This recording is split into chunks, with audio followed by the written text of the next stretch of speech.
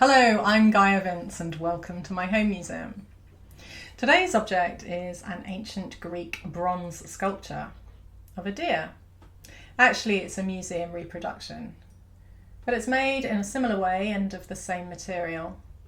So the original was solid cast in bronze in the late 8th century BC using the lost wax method. It's in the geometric style. And it was made in Sparta, which was famous for its distinctively stylized bronzes.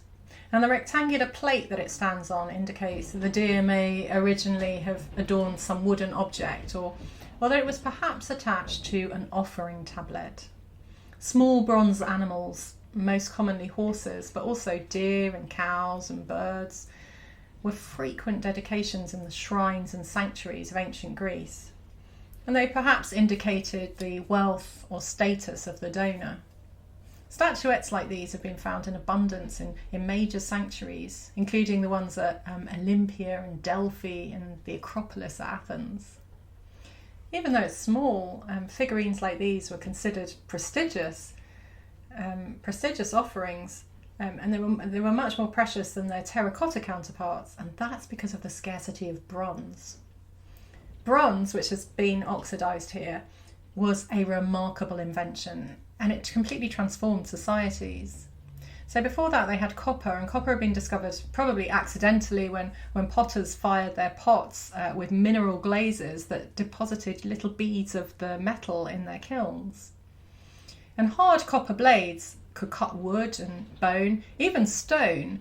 The Egyptian pyramids were made by slaves carving stone blocks using copper chisels. But by the 3rd millennium BC, people had discovered that adding tin to copper gave them an even harder and more useful alloy.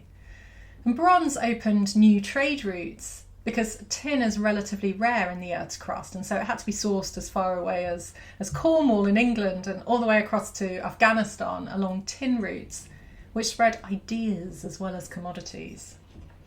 In fact, tin was the first large-scale international trade network, and it made a new class of elite very rich.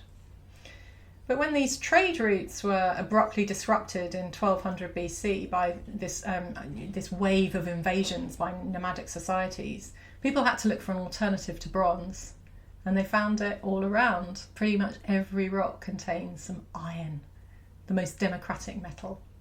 We entered the Iron Age and we've never left it.